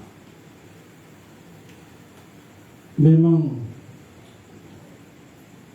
kalau kita melihat bahwa flashback ke belakang sejarah perjuangan. Kita bukan hanya menyatakan diri bergabung dengan NKRI, tapi kita memberikan seluruhnya untuk NKRI juga. Lalu NKRI juga memberikan kita sebuah kesempatan untuk berkembang di semua bidang, walaupun sampai sekarang ya kita lihat masih dalam proses mengisi perjuangan ini cukup berat dengan situasi hari ini, kondisi orang Papua, ekonomi orang Papua, pendidikan orang Papua, kesehatan orang Papua. Ini kita refleksikan kembali. Tentu ada harapan besar dari para pejuang kita yang turut mengambil bagian, Bapak almarhum Bapak Paiseko dan kawan-kawannya. Nah, perjuangan harapan dan perjuangan besar mereka lah yang coba kita refleksikan kembali bagaimana membangun Papua di dalam negara kesatuan Republik Indonesia. Kesejahteraan, kemakmuran, kedamaian, sukacita bagi orang asli Papua. Saya berbicara sebagai KMPI, tapi saya menyadari bahwa KMPI itu terbentuk dari himpunan seluruh pemuda Indonesia yang punya komitmen membangun Indonesia. Kita di Merauke juga terdiri dari berbagai etnis suku di dalam kepengurusan KMPI. Tetapi di Merauke kita berbicara bagaimana membangun Indonesia di Merauke, yang bagaimana kita menghadirkan adanya, saya tidak bilang keadilan, minimal adanya keseimbangan. Jangan sampai kita orang Papua yang justru berada di posisi yang paling rendah. Ini menjadi refleksi kita di tahun 2021 ini akan berakhir juga, dan kita juga akan diberikan hadiah oleh negara berupa PPS. Memang kita sambut baik. Kita berharap semua orang melihat PPS ini dengan bijak, bagaimana melindungi hak-hak orang asli Papua. Saya pikir komitmen orang asli Papua memang saat ini juga ada gejolak di beberapa daerah di Papua. Tapi puji Tuhan kita di Merauke aman-aman saja. Di beberapa wilayah pesisir kita masih terus membina keharmonisan, kedamaian di tanah ini. Ada perbedaan pandangan yang selama ini terjadi. Saya juga berterima kasih untuk TNI Polri dengan berani sudah membuka diri. Beberapa penerimaan saya lihat ada istilahnya penerimaan noken. Kita boleh lihat orang asli Papua diakomodir. Ini adalah sebuah gerakan reformasi di dalam semangat otonomi khusus. Ya, kita harapkan juga di pemerintahan itu juga terjadi hal yang sama, juga di dunia lain, bisnis dan lain-lain. Tetapi ada satu hal yang saya masih bertanya terhadap diri saya sendiri dan terhadap kita orang Indonesia. Masihkah kita tunduk kepada pihak asing dalam hal ini? Mereka yang datang mengelola sumber daya kita dengan tidak memperhatikan kesejahteraan orang asli setempat. Ini masih menjadi refleks. Kenapa kita dahulu para pejuang kita sangat berani mengusir penjajah, tetapi kita tidak bilang Mester, you Korea, you harus berdayakan orang asli Papua. Ini yang punya tempat, you berdayakan. Kita harus berani, itu yang menjadi harapan kami ke depannya. Terima kasih para narasumber. Jadi ada Bapak yang juga melengkapi sejarah perjuangan orang asli Papua ke dalam NKRI. Kita sudah memberikan untuk NKRI yang terbaik. NKRI juga sudah memberikan. Mari kita jaga, kita tingkatkan. Orang asli Papua harus benar-benar merasakan kemerdekaan di atas negeri ini. Terima kasih. Baik, terima kasih. Kita bertanya Prof. Waktu selanjutnya saya berikan kesempatan kepada sebut nama dari mana, mungkin singkat padat jelas ya, biar kita juga bisa diskusi live. Ya. Baik, terima kasih atas waktu yang diberikan. Saya Lutfi Semui, saya mau pilih DPRD Kabupaten Asmat yang kita hadir di sini. Saya yang undang langsung dari Bapak Pak Freddy Williams. Oke, saya tidak panjang lebar untuk menyampaikan pertanyaan yang mungkin agak sedikit menggelitik, bukan menggelitik sih, ada di benak saya, yaitu mungkin yang pertama saya ingin mengucapkan rasa hormat saya kepada TNI Polri yang sudah hadir pada malam ini, dan juga Ibu Oma kita terkasih, salah satu tokoh sejarah hidup yang sungguh berkat perjuangannya kita bisa ada duduk sama-sama di sini, dan juga Bapak yang selaku ketua PKM yang ada di Kabupaten Merauke ini. Hormat Pak, teman-teman mahasiswa dan teman-teman sekalian.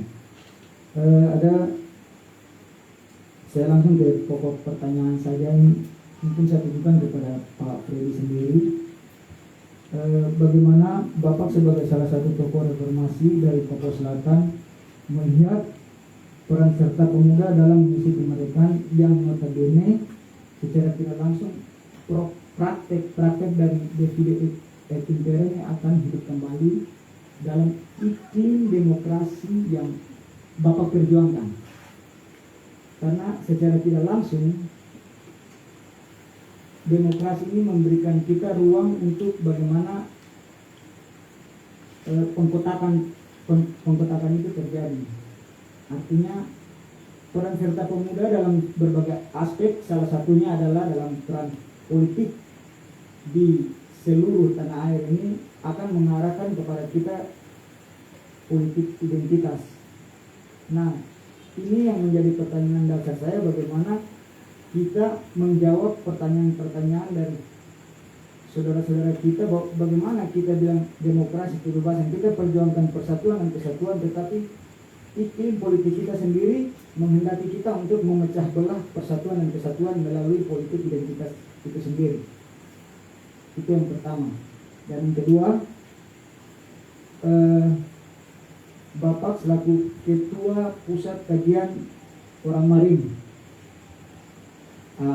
pertanyaan saya, apakah kebijakan-kebijakan dari pusat yang turun ke daerah, apakah sudah selaras dengan, ini terkhusus untuk Orang Marin dan kebetulan Bapak sendiri Orang Marin dan ketuanya juga langsung Pak, dan juga mungkin apakah kebijakan dari pusat sudah selaras dengan prinsip-prinsip dasar dari Orang Marin itu sendiri, sehingga kebijakan-kebijakan yang turun dari atas itu tidak terkesan diskriminatif terhadap orang asli Papua, terkhusus Orang Marin itu sendiri.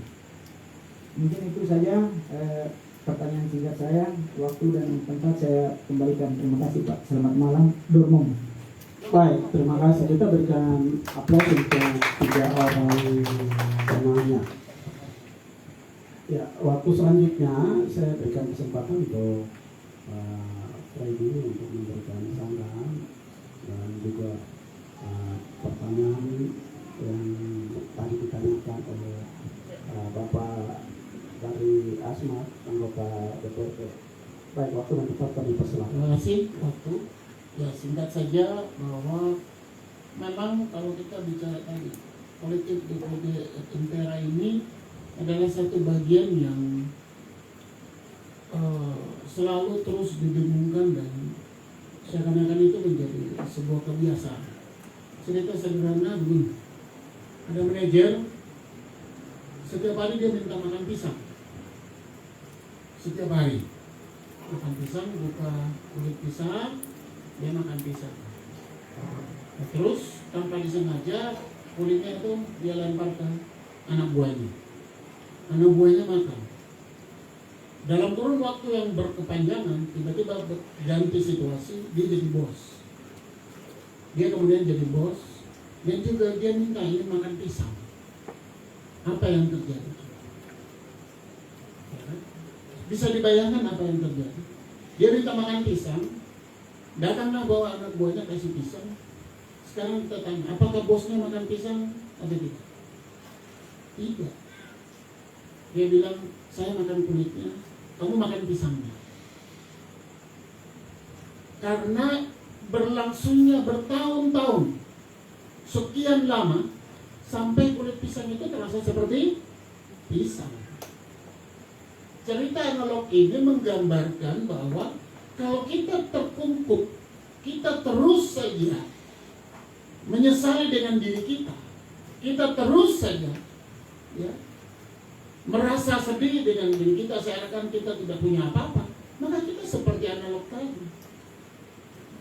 Bayangkan saja, ya tadi dibilang ada kata 350 tahun. Bayangkan si manajer itu tiap hari makan pisang, terus dia buang ke belakang, dapat kulitnya. Dia kan ingin makan pisang, tapi memang nggak bisa loh. Akhirnya dia hanya makan kulit pisang sampai dia rasa kulit pisang itu seperti pisang, enaknya. Begitu dia besok kita bicara begitu sudah merdeka, udah bisa segala macam, dia jadi bos, dia minta bawa pisang. Bukannya pisangnya dia makan, kulitnya malah pisangnya dia kasih anak buahnya. Itu berdampak pada kalau kita terus saja. Makanya kadang-kadang kita bilang Papua ini tidak boleh terus dikasihani. Tidak boleh, menurut saya. Ada orang Jawa, orang Sumatera, orang Kalimantan, orang dari Maluku datang, mereka akan katakan Papua ini kaya. Ya memang kaya. Kaya gitu. Papua ini kaya. Tetapi kalau kita terus bilang bahwa Papua ini kaya, seakan-akan kita menjadi fata morgana. Mendengungkan cerita-cerita kekayaan yang tidak tahu bahwa kekayaannya lagi dikeruk habis dan kita sendiri kaget, kenapa habis? Nah, kamu kan ceritanya fata morgana di atas terus. Nah, inilah sebuah politik Tempera yang kita satu. Yang pertama adalah kita satukan dulu semua. Kalau if you think, what do you do? Apa yang kamu berpikir, apa yang kamu buat, ya bersatu. Ada orang Marin, ada orang Asmat, ada orang Mapi, ada orang Papua yang lahir besar di sini. Ya bicara, lepaskan ego itu. Mau sekolah pintar sampai di mana, cum laude. Tapi kalau kata-katanya juga kemudian nggak bisa mendidik, ngapain? Caranya adalah legowo, bijaksana, arif, tetapi berkapasitas, integritas. Kadang kita bilang kita ini profesional, tapi pro dengan emosional. Ya kan? Kita kan bicara kita profesional, tapi pro dengan emosional lagi. Tetapi intelektual kita, jadi politik DPD Tempera tadi, kita kalau kita bicara itu, kadang dulu, mohon izin Bapak Jenderal, dulu tuh kita selalu, ini dari Jawa. Hampir semua orang mau Maluka, ke orang Sumatera, Kalimantan, semua bilang ya itu Jawa yang datang. Kita selalu katakan begitu Jawa. Tapi belakangan ini baru kita tahu, oh dia dari Palembang, oh dia dari ini, oh dari mana gitu. Nah, kalau kita DPD Tempera ini kita perlahan-lahan kita bersatu, menurut saya juga. Nah ini sama dengan nanti dibicara, apakah sudah ada kebijakan? Kebijakan oleh negara itu banyak sekali. Kebijakan oleh negara itu banyak sekali. Menuangkan otsus, sampai sekarang kita dengar sudah jilid 2. Kami berbicara di sini Salah satu kami tidak mau menyebutkannya adalah, tapi kami mencoba mencari solusi. Tahun 2019, hampir seluruh tanah Papua 29 kabupaten kota yang maju legislatif itu turun terjungkal. Ada macam-macam persoalan, ada politik NPWP. Apa itu politik NPWP? Nomor piro, waninya piro. Bukan NPWP pajak ya, bukan. Nomor piro, wani piro, kamu nomor berapa kita pilih. Kamunya jelas. Ada politik seperti itu, ada politik lain yang kita tidak bisa sangka. Aduh, bagaimana macam kita ini orang Papua ekonomi, kita tidak bisa ini. Ini kesalahan di mana? Ya para pemimpin-pemimpin itu ngapain? Kalau dia belum jadi pejabat, dia bilang orang Papua. Kalau dia udah jadi pejabat, dia lupa Papua, itu jelas tuh. Oh, salah kita bicara-bicara ini. Nah, hari ini kita mau bicara membangkitkan semangat dari inspirasi para pahlawan. Kebijakannya jelas. Kita mencoba dan terbukti 80-20 itu kita adalah kebijakan. Seluruh di 29 kabupaten minta kepada negara Kesatuan Republik Indonesia, Mendagri, Menpan RB, Presiden dan semuanya silakan. Kami juga hadir, kita bicara. Di era kami, Bapak Presiden, kami berharap orang-orang Papua harus jenderal-jenderalnya muncul. Puji Tuhan, syukur alhamdulillah. Semuanya ada jenderal-jenderal kita sekarang. Kita bangga. Nah, kebijakan itu negara kasih. Tadi dibilang kan, saya terima kasih Pak Danang Tamal ada di sini. 4 anak marin dari Kuper itu, 2 diantaranya itu menjadi perwira. Kita harus tepuk tangan, itu kita harus berikan apresiasi. Ini menjadi spirit for the black man. Who the boss man, menjadi orang-orang yang bisa jadi bos. Jadi kebijakan itu bisa kita lahirkan. Yang penting adalah apa? Diplomasi, cara meyakinkan. Jangan merengek. Kalau merengek ya udah. Bos, gak anak jalanan. Mikir mumet ruwet asam urat. Jadi memang perlu legawa. Jadi kalau bilang kebijakan, buktinya bisa. Hanya memang kita akui. Ketika kita sebutkan 80-20, ternyata dicari-cari spesifikasi ijazah sesuai dengan formasi, ternyata memang belum ada spesifikasi itu. Analisis, ya, jabatan fungsional, kebutuhan daerah harus kita cari tahu. Akhirnya kita cari-cari dapatlah hanya 70-30. Tapi kita bisa waktu bilang 80-20, kita panggil semua etnis duduk.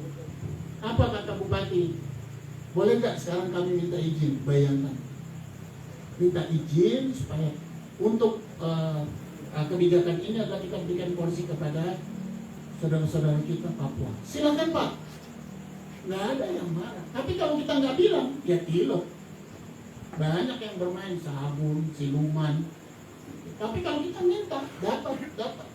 Ya syukur, kami juga terima kasih kepada pemerintah daerah yang insya Allah puji Tuhan katanya udah ada pengumuman. Yang kita tepuk tangan buat anak-anak Papua yang sudah diterima. Itu kan berarti semua punya peran serta. Siapa saja yang pernah membangun di negeri ini. Dari era kita bilang era presiden, gubernur, bupati, wali kota, mungkin sampai dengan dan Tamal, Dandim, Kapolres, apa kerjanya coba? Mungkin kalau TNI Polri yang menjaga keamanan. Tapi kalau pemerintah, ya birokrasi pelayanan, customer public, service for public. Udah itu aja kerjanya. Jadi kalau dibilang kebijakan, banyak negara berkasih kebijakan.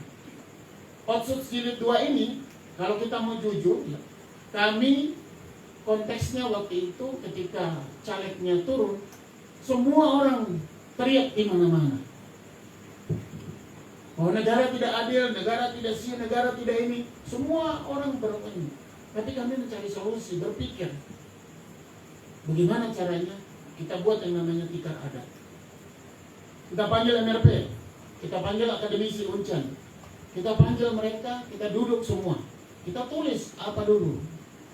Jadi kita buat, tidak asal ngomong aja, ya, kita buat sebuah karya. Yang karya itu diakui oleh negara, ada dokumen autentik de jure. Betul-betul diakui oleh negara. Kita buat dan kita usulkan kepada negara. Dilihat apa isinya. Hasilnya apa? Begitu Otsus jilid 2 sekarang, kurang lebih 247 sampai 257 orang Papua asli duduk di GPRK tanpa ikut tes. Hanya LMA, mudah-mudahan nanti LMA, agama, perempuan, adat, dan budaya atau akademisi itu bisa diakomodir supaya duduk di GPRK.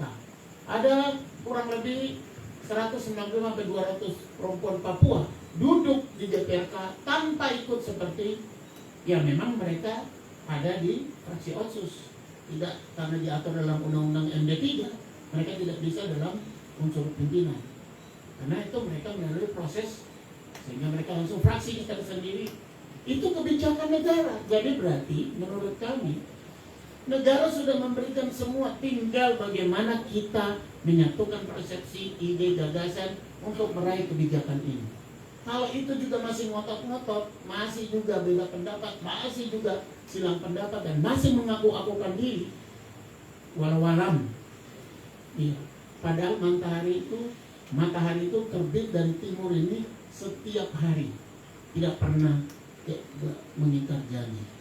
Maka kita mencoba pakai manajemen matahari. Pada saat pagi hari memberikan sinar kasih dan harapan, cinta dan hikmat marifat daripada Tuhan. Jadi pada siang hari memberikan ketegasan, memberikan kecerdasan, memberikan kekuatan kepada kita, dan malam hari memberikan perlindungan supaya kita di peraduan tidur sampai malam hari dan mimpi esok pagi untuk Indonesia yang kita bawa. Kira-kira itu. Luar biasa sekali. Saya lihat jam di HP saya, ini kurang lebih jam 8 masuk jam 9. Diskusi ini menarik sekali. Dialog ini menarik sekali. Apalagi kalau kita bicara jemaat kebangsaan dalam konteks bagaimana membangun Papua, ini luar biasa. Tetapi juga perlu diingat kami dibatasi dengan waktu.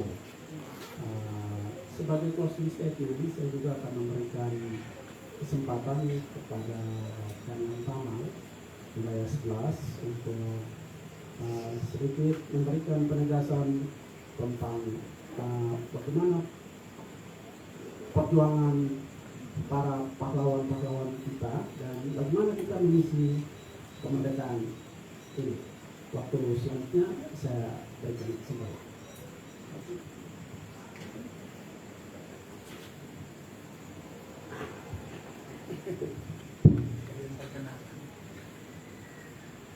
Assalamualaikum warahmatullahi wabarakatuh. Salam sejahtera bagi kita semua. Om Swastiastu. Yang saya hormati sebagai penyelenggara dari Pusat Kajian Perang Marin, Bapak Frederikus Eksi. Kemudian oma kita, sekaligus juga tokoh pejuang, pelaku sejarah, oma kita Ibu Anike Karolin. Kemudian juga ada putra dari Bapak Esepo, Bapak Victor. Kemudian dari TNI Polri, dari Dananut, dari Polres, dari pengadilan, dari pengadilan. Kemudian dari Kodim, tokoh-tokoh pemuda, ada tokoh pejuang juga dari LMRI sebagai ketuanya, dan para hadirin yang berbahagia. Saya melihat bahwa apa yang tadi diceritakan oleh oma kita Ibu Anike Karolin ini sebenarnya dengan kita melihat makna dari perjuangan ini sebenarnya merefleksikan kita apa sih yang sudah kita lakukan, kita wariskan terkait dengan nilai-nilai perjuangan. Tadi begitu semangatnya tokoh pelaku sejarah, tokoh pejuang, kita menceritakan bagaimana tokoh pemuda, tokoh agama, suku membela membela untuk kemerdekaan Republik Indonesia, yang dari Ambon, yang dari Jawa, dari Sumatera, tadi Oma sudah menjelaskan. Itu menandakan bahwa kita dalam mengisi kemerdekaan ini, kita tidak bisa sendiri-sendiri. Kita tidak bisa mengisi sendiri-sendiri. Tadi saya tidak masuk ke ranah tadi yang masalah disampaikan dari penanggap yang tadi, ya. Tapi bagaimana kita mengisi kemerdekaan itu, karena ini tidak terhenti. Kita tidak terhenti. Pejuang-pejuang kita, pahlawan-pahlawan kita yang sekarang ada di hutan rimba, ada yang di dasar laut, ya. Mereka menyaksikan kita semua. Dan masih banyak pejuang-pejuang dari tanah Papua yang berupaya bagaimana memperjuangkan Indonesia. Dari pahlawan Papua yang memperjuangkan Indonesia. Majunya suatu daerah tidak juga dari suku itu sendiri. Kita saling bersatukan. Ada dalam sila Pancasila, Persatuan Indonesia. Sehingga ini menjadi poin penting sebenarnya bagaimana sih kita mengisi kemerdekaan kita. Makanya kita hadirkan tokoh supaya para generasi muda, ya, untuk bisa mengisi kemerdekaan. Memang pemuda harus idealis, jangan matikan idealis. Tapi ada kalimat, jangan tanyakan apa yang pernah negara berikan padamu, tapi tanyakan apa yang telah engkau berikan kepada negara. Mungkin ada kaitannya tadi yang disampaikan oleh Bapak Yopsi. Mungkin saat itu beliau pun juga sama, menjadi pejuang di eranya. Sehingga saya mengajak para adik-adik, pemuda, tokoh pemuda, tadi ada KMPI, dari mahasiswa, mari kita sama-sama mengisi kemerdekaan ini. Kita tidak bisa berpikir bahwa kita adalah satu komunitas tersendiri, tidak bisa. Kita butuh bantuan orang lain, kita butuh support orang lain. Dan mungkin pada saat itu waktu di DPR, sebenarnya saya sudah kenal sama Bapak. Marinir dulu jaga di DPR dengan persoalan tadi. Kemudian ada putra dari Pak Kasipul. Ini saya juga berterima kasih. Beliau meskipun sedikit menggambarkan bagaimana perjuangan dari orang tua, tapi dari angkatan laut juga ada KRI yang atas nama Kasipul. Silas Papare pun ada namanya, Pak. Dan Bapak Kasipul ini yang mengenalkan dari sejarah kata Irian, dari Papua menjadi Irian. Kalau disingkat itu ada kalau nggak salah, ikut Republik non anti Nederland, benar Pak ya? Benar Pak? Itu. Nah, jadi kalau kita berbicara tentang bagaimana pahlawan, kita tidak bisa, oh dia pahlawan dari ini, oh dia pahlawan ini. Semua adalah bagaimana kita memperjuangkan supaya Indonesia merdeka. Jadi berbicaranya kita harus global, jangan sektoral. Manakala kita akan berbicara secara sektoral, tidak akan berkembang, karena masih ada rasa ego sektoral. Ada ego sektoral. Sehingga kita mengajak dengan adanya forum ini, mari kita sama-sama. Ada kalimat yang cukup baik, mungkin perlu saya bacakan. Ayo coba kepakkan sayapmu selebar mungkin. Mari junjung harkat dan martabat dari bangsa ini. teruslah memperjuangkan para pahlawan. Sesungguhnya mereka melihat kita dari tempat yang jauh.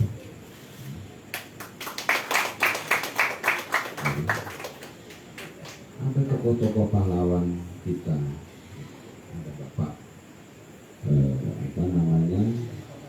Pak Farid, ada Oma Karolin. Ini manakala melihat perkembangan bagaimana mengisi kemerdekaan kita yang kita lebih muda, pasti yakin beliau akan bangga.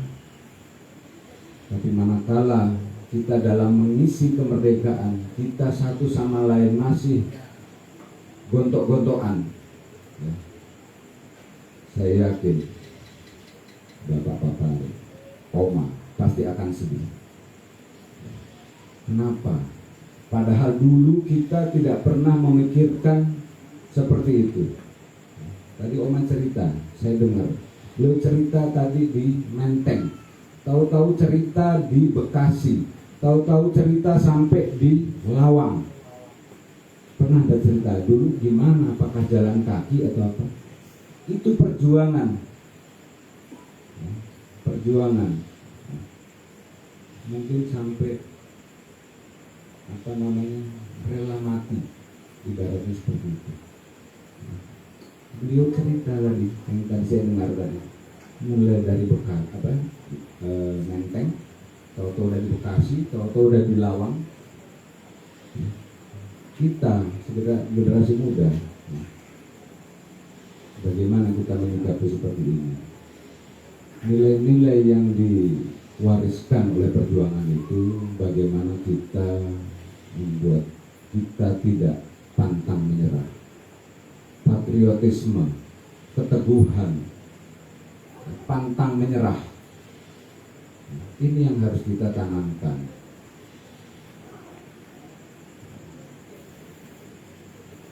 Kemudian tadi dari penangkap juga tadi bagaimana mengisi kemerdekaan. Memang tidak ada kekosongan. Kita terus mengisi kemerdekaan. Dan saya yakin yang ada di depan saya ini, yang ada di sini, ini juga menjadi bagian dari pejuang-pejuang di masanya, di eranya.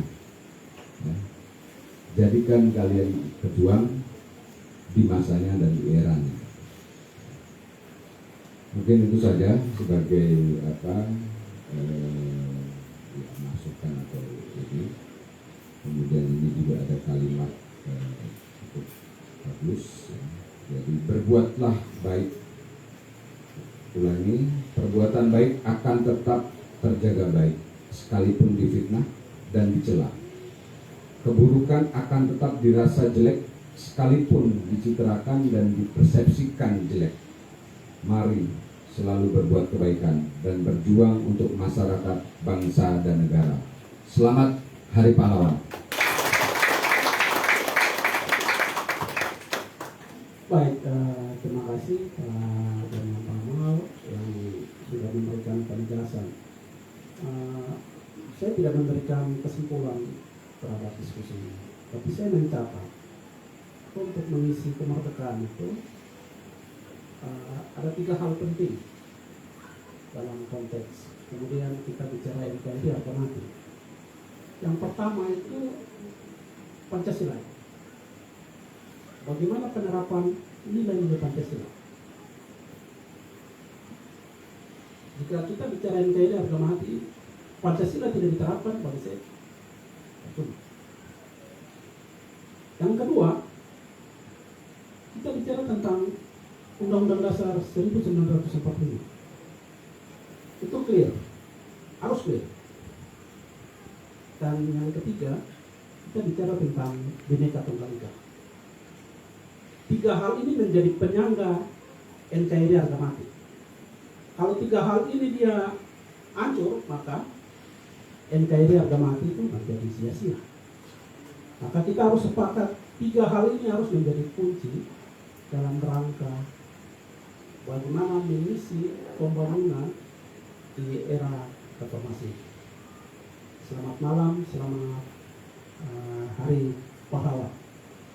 Terima kasih. Waktu selanjutnya saya berikan kepada MC.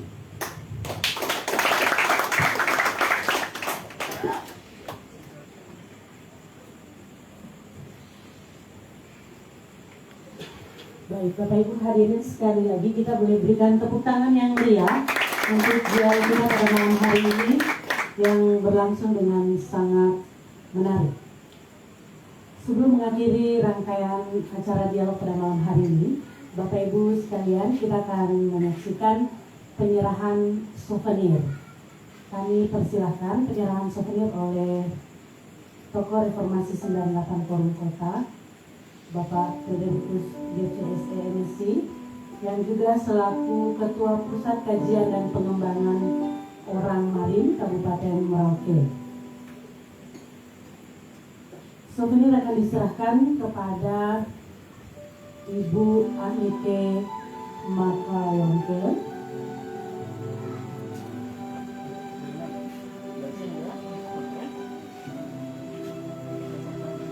sebagai bentuk ucapan terima kasih.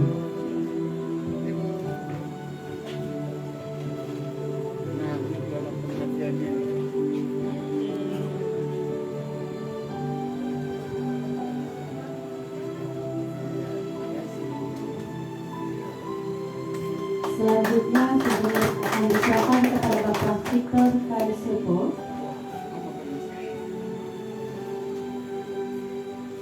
yang mana sebagai anak dari pahlawan nasional Frans Kaisepo.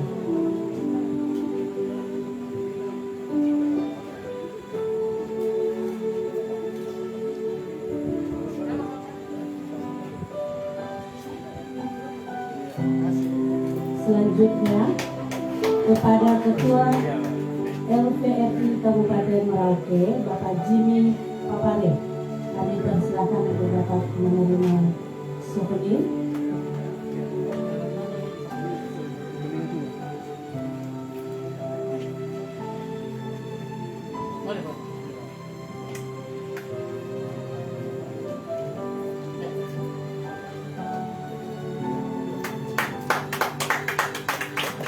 Selanjutnya kami mengundang kepada Bapak dan Lantamal 11 Merauke untuk juga menerima souvenir dari Bapak Frederikus DCSE MSI selaku Ketua Pusat Kajian dan Pengembangan Orang Marin Kabupaten Merauke dan juga salah satu tokoh reformasi 98 Forum Kota.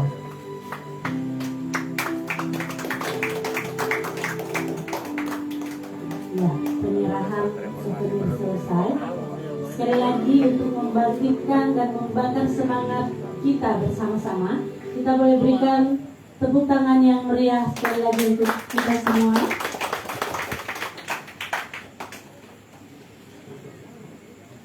Bapak Ibu hadirin undangan sekalian, selanjutnya menyanyikan lagu dari Sabang sampai Merauke. Hadirin dimohon berdiri.